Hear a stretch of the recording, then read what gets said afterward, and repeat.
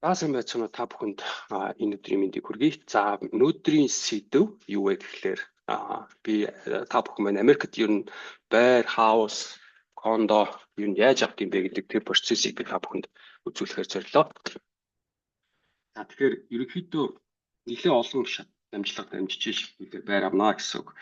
За нэгдүгээр та бүхэн маань байр авч байгаа бол яах вэ гэхээр pre-approval буюу манайхаар бол одоо зээлийн баталгаа.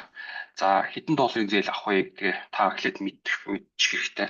Өөрөөр хэлбэл loan officer танд та одоо жишээ нь өнөөдөр 300 мянга магадгүй 500 мянган долларын зээлийг авах боломжтой байна гэж танд гаргаад өгнө. За тэгэнгүүт та тгийгээ барьж очиод өөрийнхөө эйжент буюу нөгөө риэлтортай холбогдно гэсэн үг шүү дээ. За тэгээд риэлтортай хэлэх нь за би 500 мянган доллараар би байр авах боломжтой байна. Жишээ нь одоо нэг энэ төсөвт надад багтаад байр надад олоод өгөөч гэсэн хүсэлтэд тамина гэсэн үг. За тэгэхээр таны тэр хүсэлтийг хийж аваад одоо жишээ нь та хэлэх нь шүү дээ. За би сургууль сайтай, орчин сайтай. За би одоо 2 хүүхэдтэй, 3 хүүхэдтэй, 3 өрөө. За гихмчлэн одоо өөрийнхөө одоо шаардлагуудыг хэлээд эйженттэй хэлнэ гэсэн үг. Тэгэхээр эйжент маань тань тэр мэдээллийг чи үндэслээд тань руу байрнуудын одоо зах зээл дээр байгаа байрнуудыг танилуун явуулна гэсэн үг. За тэгэхээр та эндээс тэр байрнуудаас үзэж хагаад таалагдсан байруудаа за би энэ байрыг үзье, энэ байрыг үзьгээд эйженттэйгээ тохироод очиж үзнэ гэсэн үг. За тэгэнгүүтээ одоо хэдэн байр үзтээ та 2 3 4 байр үзээд за тэрэн дундаас таалагдчихвал за окей би энэ байран дээр үнийн санал өгье гэж хэлнэ шүү дээ. Тэгэнгүүт чи нөгөө таны эйжент тань дээр таны мэдээллийг аваад цаашаа үнийн саналаа өгнө гэсэн үг.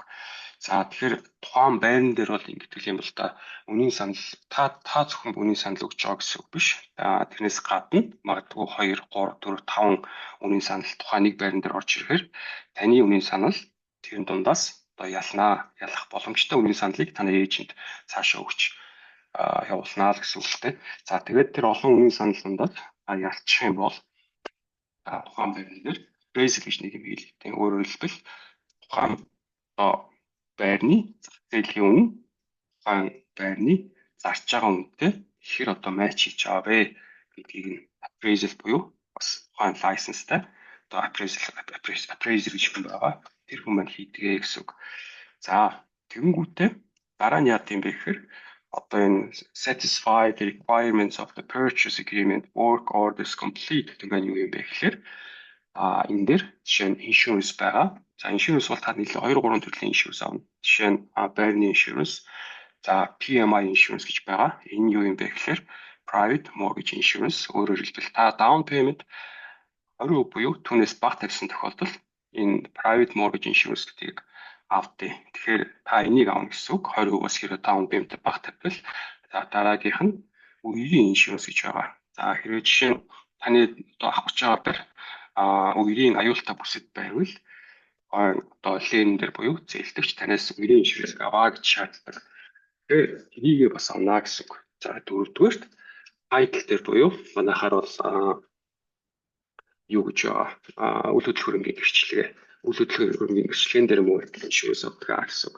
За ингээд энэ шаардлагуудыг хангасны дараа сүүлийн минутанд за өөр ямар бусад шаардлагатай мэдээллүүд байна. Тэр бүгдийг цааш нь зээлдэгч рүү явуулаад холбогдох талууд руу явуулаад ингээд хамгийн сүүлд нь closing буюу зээл хаах өдөр гэж байдаг. За тэгэхээр зээл хаах өдрөө та шот гэрэн дээр гар үсгээ зураад бүлгүүрээ хүлээж аваад ингээд дуснаа гэсэн.